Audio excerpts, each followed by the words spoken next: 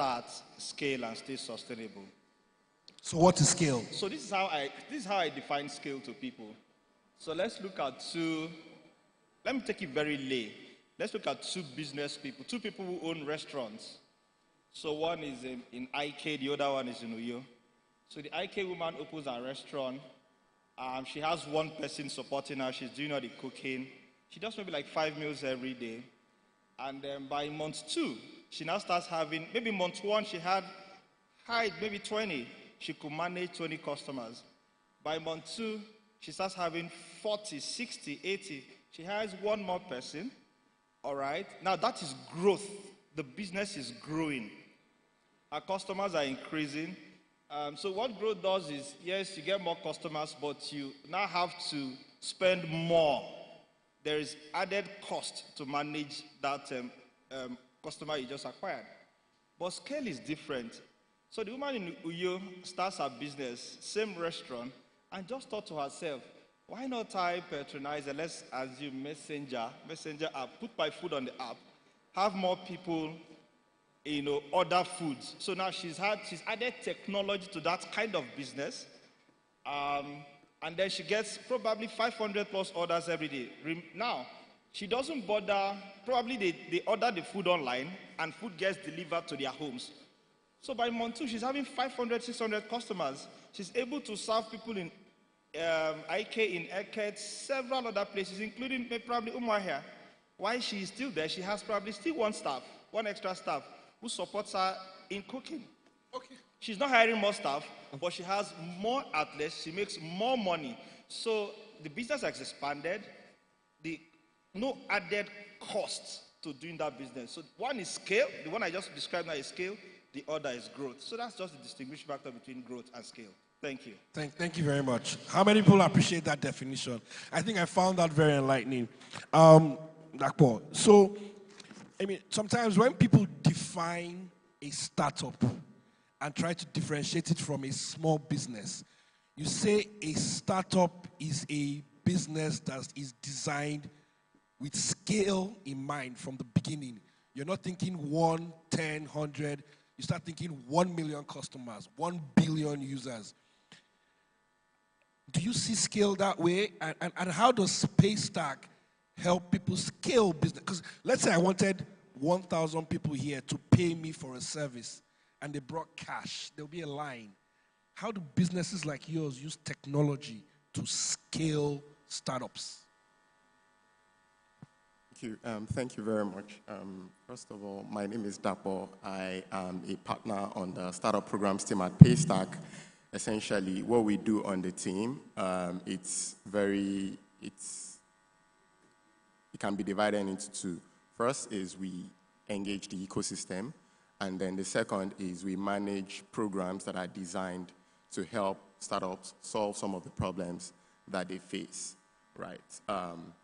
So about scale, so I'm going to bring I love this. It's not a definition, but it's an illustration.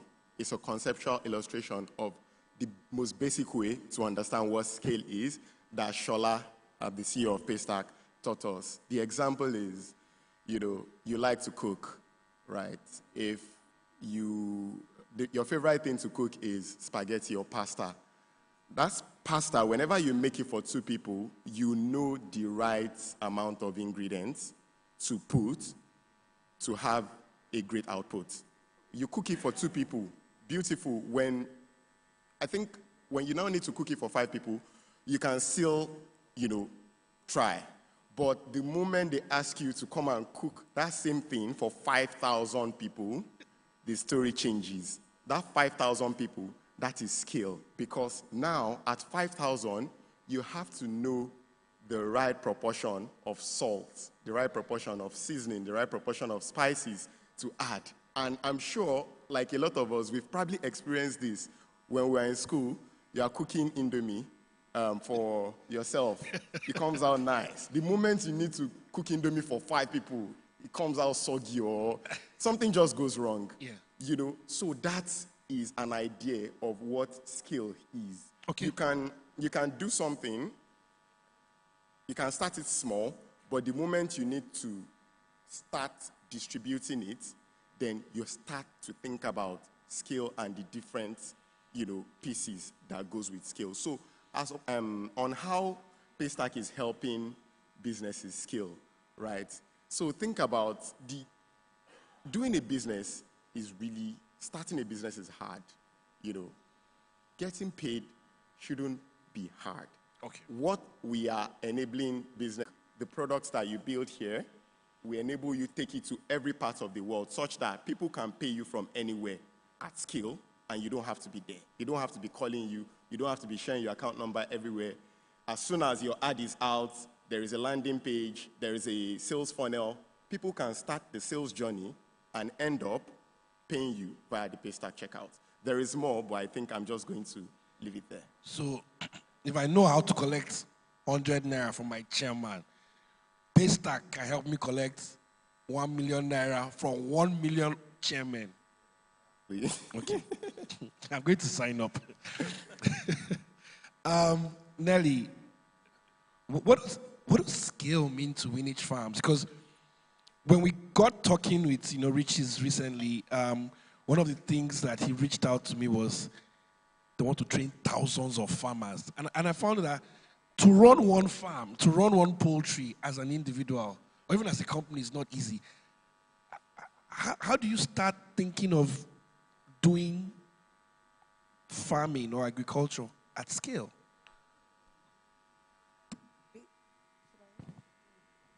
Thank you very much. Good evening, everyone. Okay, so I like the fact that I have to personalize this question because at Winich, we're very particular about the farmers. At Winich is about the farmers, and that's because over the years, farmers have been marginalized. It's been a story of bamboo they walk, a monkey they walk, bamboo they chop. They get to do the bulk of the work, but unfortunately, along the line, there are middlemen who get to marginalize them, and they make all the money. They enjoy all the life. Where's she? The lady, what's her name again? The lady who introduced you. I really appreciate that 6-second or 1 minute thingy she did, because I got to speak with an academician, and I got to ask her what's the concept like right now among students. And the reason was because growing up, a few persons wanted to be farmers.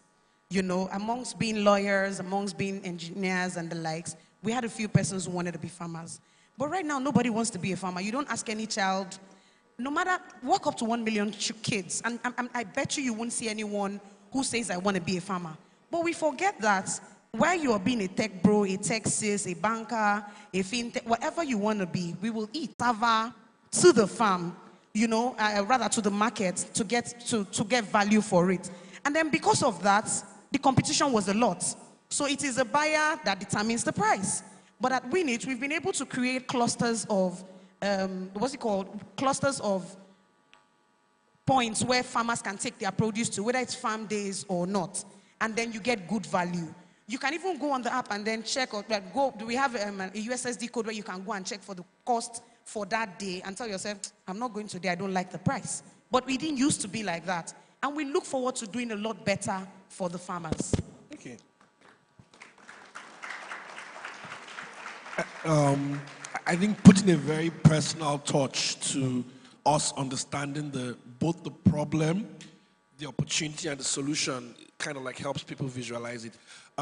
One question I do get a lot, and I will still go from Dr. Chimezie: must every business scale? Can't I just be happy being an artist or a barber that cuts hair for 5 people, or I cook food for 4 people a la carte, 10 customers a day, I don't want the 11th customer? Is it compulsory to scale?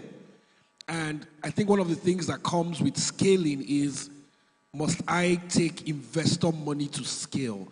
So is it compulsory to scale in your opinion? Let me answer this question with one of the hats I wear. So I run a dispatch and delivery company based in Lagos. The truth is, I was just bored in Lagos. One of the projects I was doing with the state government had some bit of challenge. I needed to go to Lagos for a reset. And I felt, let me just test run a few things I've been teaching startup founders. So I started this business. And Sincerely, I wasn't thinking of scaling. I just wanted to test certain principles. And then someone reaches out to me. He does this e-commerce business. And we got talking. While I was counseling him on what to do and how, while I was talking to him on what to do, we just realized that, look, I am his first consumer. My startup was his first consumer. So I told him we can take this product through the country. As I speak to you, under 1 year, we're in 13 states, 5 full-time staff, 8 part-time staff, and like 22 other dispatch officers. Sincerely, I didn't plan for it then. But why? So it was a need. I was trying to meet a need for another business. And as someone who understands systemization and putting structures in place, I had to quickly start doing all that. And of course, move on to automation. So the truth is this.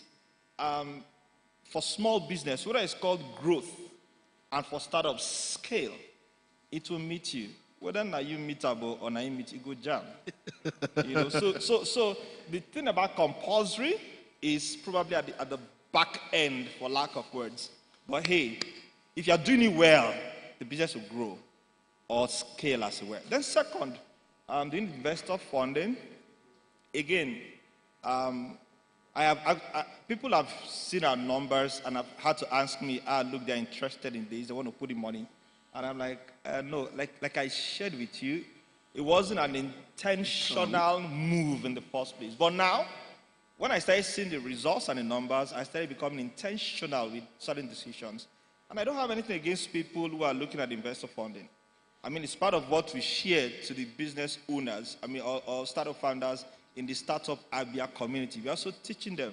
In fact, I'm the chief instructor for pitch deck and business plan. So, financial projection. So I teach them everything. Yeah. So I expose them to all that. Like I said, the last session, I think before we went for the break, the moderator asked the panelists, asked the hub owners and investors, 10 million straight up, or so every person will encounter it. Like I shared earlier, so long as you're doing well, how did they say it? There's a proverbial saying that says, sometimes you attract bees, lovely bee tree attract bees or something. So you will definitely attract them. Okay. It's just for you to know that your documentation is sound, you got legal backings, you're sure of your numbers, and then you're sure of your system. Once that happens, please, by all means, take it. Thank you. Thank you very much. Dr. What do you think? Is it necessary for everyone to scale? Have you seen some businesses who come on Paystack and you're even telling them, look, with what you're doing, we can take you around the world, and maybe if they say, no, we're just happy solving this market? Yeah, this is a question I really like because, I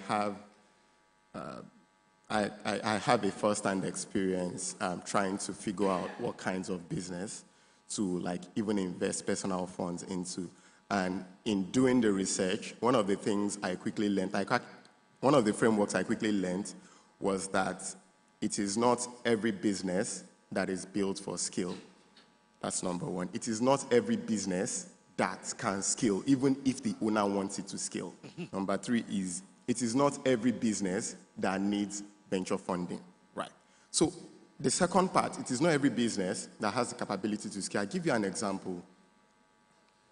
Somebody wants to start, food sells in Nigeria. Food sells a lot, right? You can never go wrong with food. Somebody starts a, food and bar business. They have a space that can take just 50 people, right? That is all they have. The business starts. As it starts, they're having a capacity of 10 people.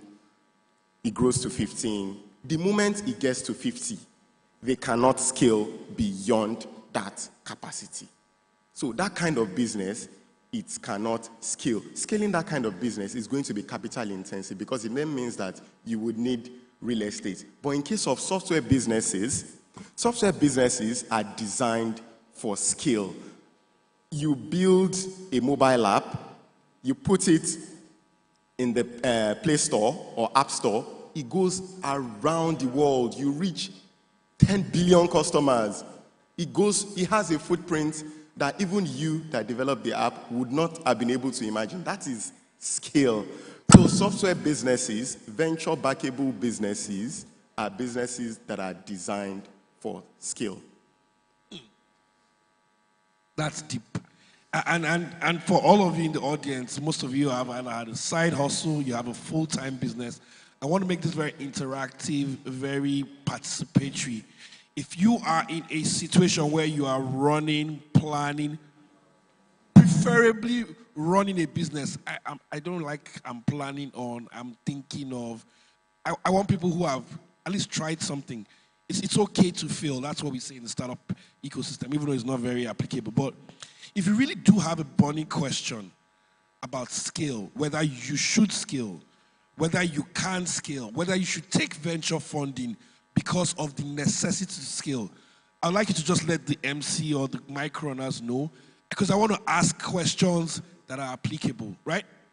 So you've talked about 80,000 farmers on your side, right? What is the road? I mean, the title of the session is Road to Scale. From when Winich Farms decided to help and support farmers, maybe a cluster of 4 or 5 farmers, what are those things you've had to do to be able to maintain your workforce, your operations, and go from 8 farmers to 80,000 farmers? And as you see 80,000 farmers, I presume they're all in Nigeria. What will it take to get to 800,000 farmers? Are you thinking of that? All right. Okay, so yes, we're thinking beyond 80,000 farmers.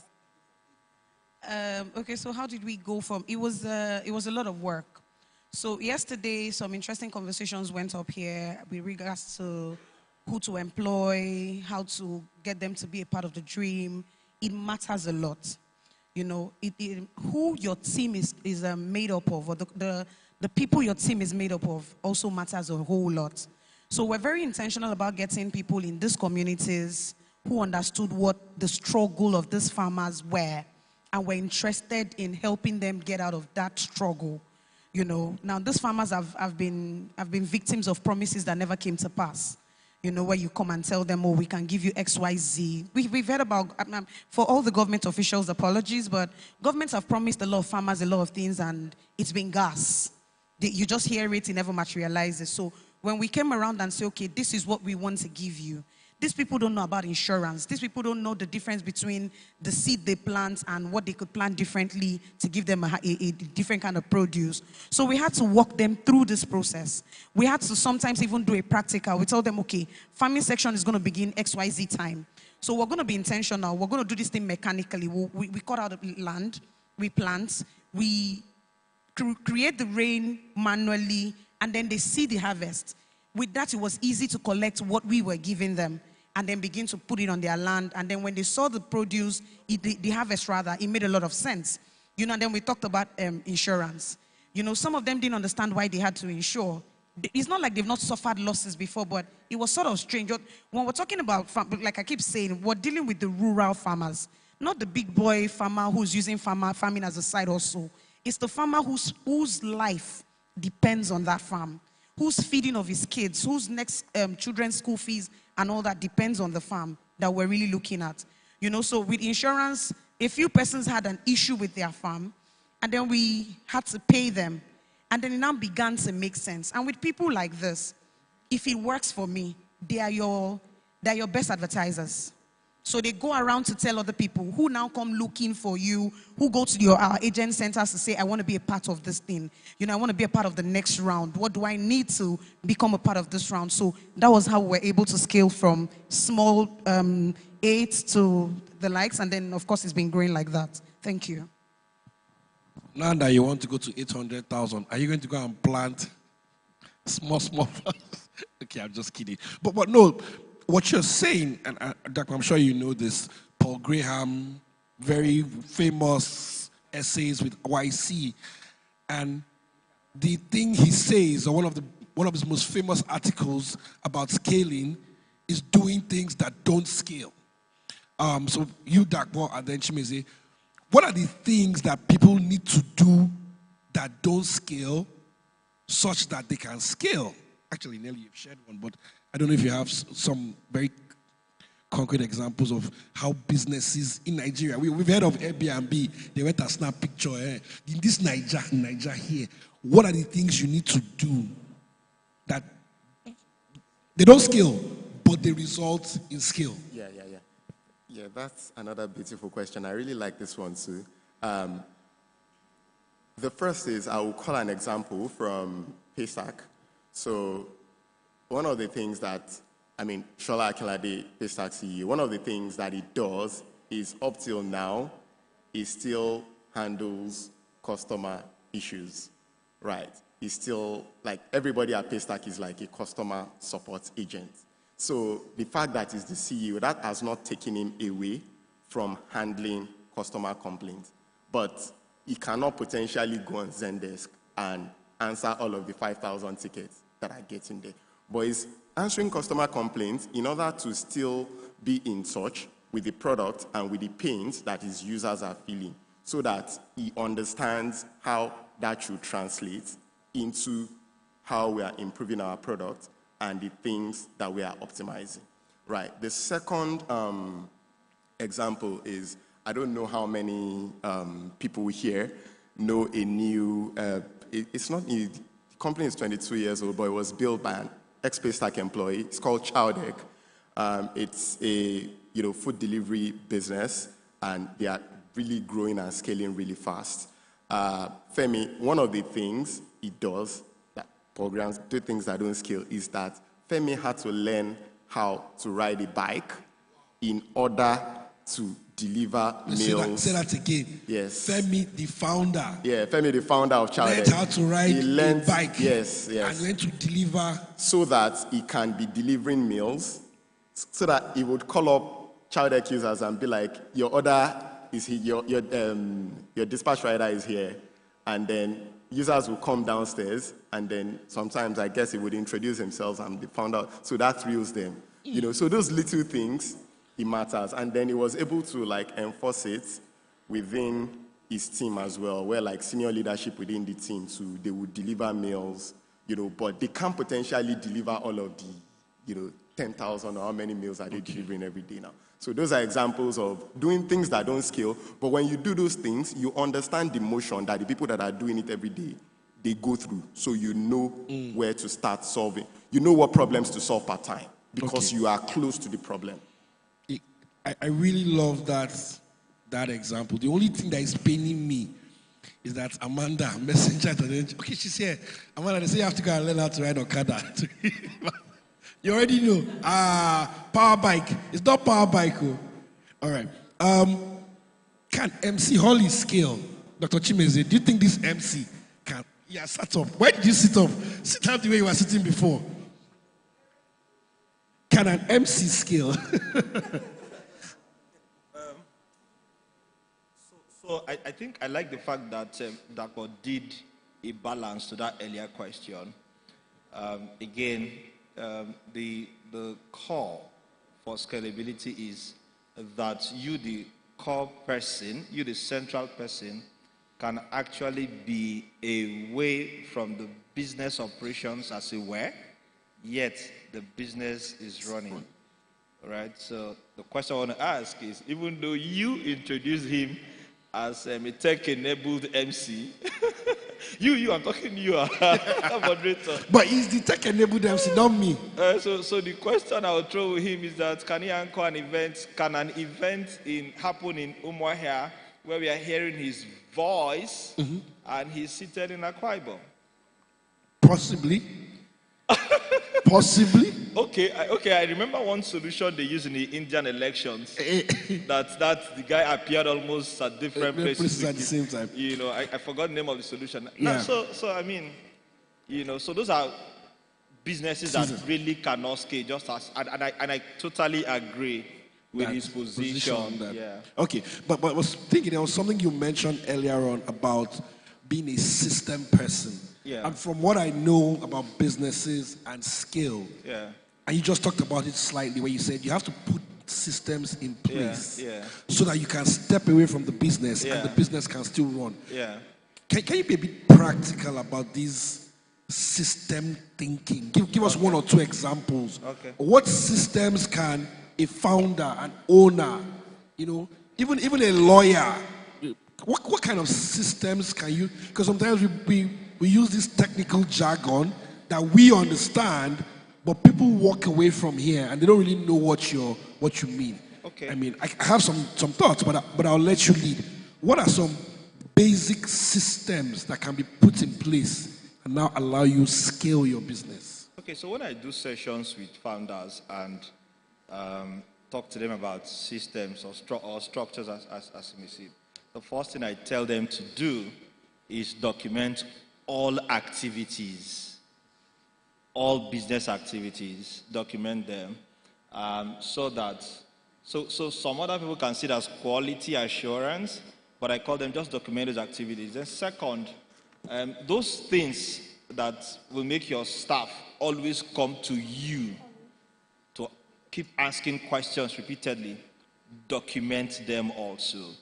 And of course, the third might now be automation. So when you have documented all those activities, you make it very clear to all your team, your employees, right? Yeah, your team. You make it known to everyone, so everyone understand. I tell my team that the first book I ever read in IT was Computer Made for Dummies. I knew I wasn't a dummy. I mean, I was in medical school. So that's how it should be properly documented. That if we hire a dummy today, if the dummy can read, the dummy will not come and disturb you or call you to ask questions. So once you have properly documented this, if the process is long, you now find a way to shorten them. By the time you're able to do this and you ensure people do follow through, by the time they follow through 1, 2, 3 times, 1 month, 2 months, trust me. I mean, I've not been in Lagos for like for almost, maybe 2 weeks or 3 weeks. But hey, I've been here 2 days. Nobody has called me for anything. I just look at the WhatsApp group or the Slack channel and I just give 1 or 2 advice.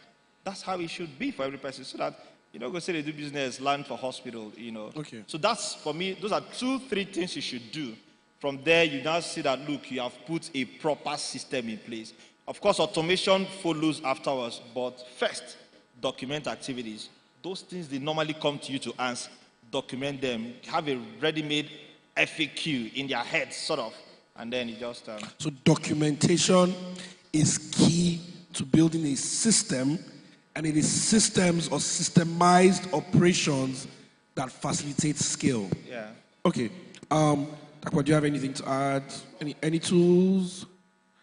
I don't know if we are in time, but I think it pretty much covered We're it. very, very, very short on time. Very short time. Exactly. Yes. So I'd rather not But go thank for you it. so much. We truly, truly appreciate it. Can we take one question from the audience, if there is, just to Is make there- sure that somebody has a solution from this panel? If there's anyone in the audience who does have a question that has to do with scale, systems, or business growth, that you would love these 4 people, 3, I don't have a scale business, to answer. Yes, I see one question. Can we just have that one question? I can run. I'm not wearing high heels.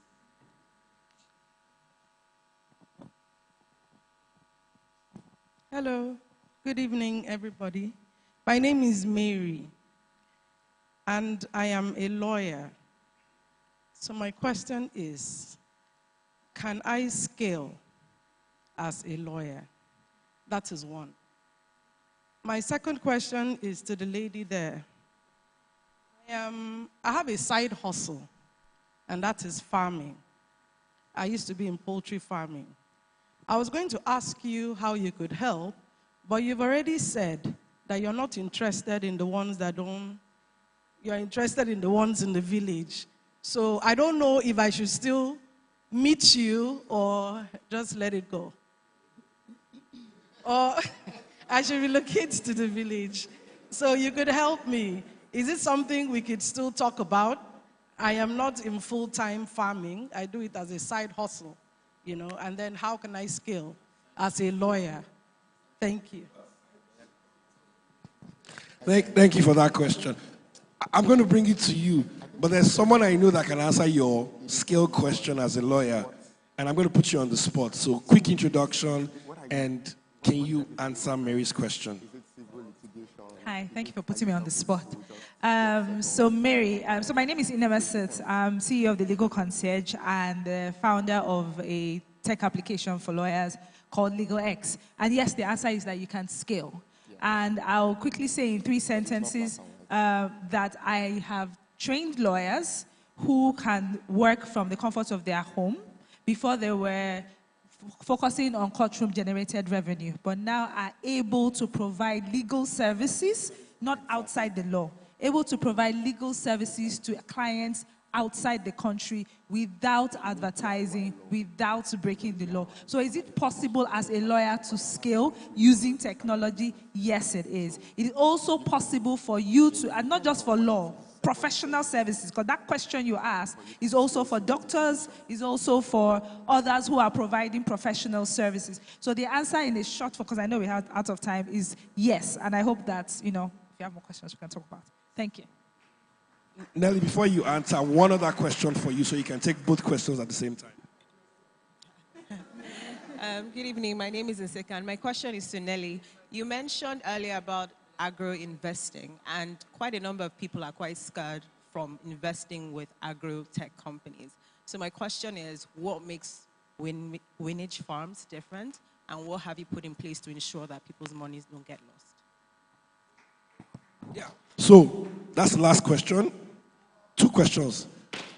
Take it easy. I've been eating so much. So the question is, can educated, professional, not living in the village poultry farmer, can they talk to you? And can you guarantee people's money for those who've been scarred by agro-investments? That's a big one. Okay, so I'll start with the second question. There was a time where there was a crowdfunding space. And that was when, I'm sure that's when people were victims, where we had a lot of crowdfunding. And then there was a lot going on in that space, and the government came in. There were policies. There was a panel section that went on earlier where they were talking about coming together and giving government a feedback. Now, government reached out and said, okay, this is what we intend to do in your space. And everybody in the agro space came together and said, okay, this is not a bad idea. It will help us take out the bad eggs and help people know the difference between the bad eggs and the good ones. But this is our feedback. And then that feedback was sent to the government, but unfortunately, it was another gas. They didn't, everything that was written from the body and given to the government, I'm not sure they even went through it. They still did what they wanted to do. Now, unfortunately, didn't have 100 million naira to pay because it was part of the payment. So one thing was to have 100 million naira in CBN, and then there was another criteria. We couldn't do that. So we had to scale from being crowdfunding farmers to aggregator that we are today. So for me, we will not take your money. We could show you the way. And even if we would take your money, it's going to be a transparent thing where you understand the risk you're getting involved in. It's not gas. If there is a farm, you are allowed to visit the farm. Our investors have done that over time. You're allowed to visit the farm. You're allowed to interact with the farmers, allowed to see all the stations where the work is being done, and the books are very open to you. And then to your question, can we talk after now? Yes. That I sort of ruled that part out doesn't mean, even if I can't provide a direct solution, I'm sure I can give you guidance on how to sell your produce. Thank you. All right. Thank you very much. It would have been amazing to take a last word from everyone, but I think people heard you. Systems, doing things that don't scale, and you talked a lot about just, down to the brass tacks, getting the job done. This has been an amazing session. If there are questions that still remain unanswered, you're very welcome to interact with any of the speakers. Thank you, Nelly. Thank you, Akwa. Thank you, Dr. Chimezie. Don't interact with them now. Let the next sessions happen, and then you can talk to them at the end of the event. Thank you very much, Violet. Thank you. Thank you very much for your time. As we can see, ladies and gentlemen, we're running low on numbers here in the hall, and we're recording this, we're documenting this entire event for TV and for potential sponsors for Ibom Tech Week 2024. So as they walk down, as they walk out of the stage, let's give them everything we've got. Everything we've got, please. Let's do the woo! Let's do everything. You have to make this trend as much as you can. Thank you, thank you. We have a missing ATM card here, please. It doesn't have a name, and it's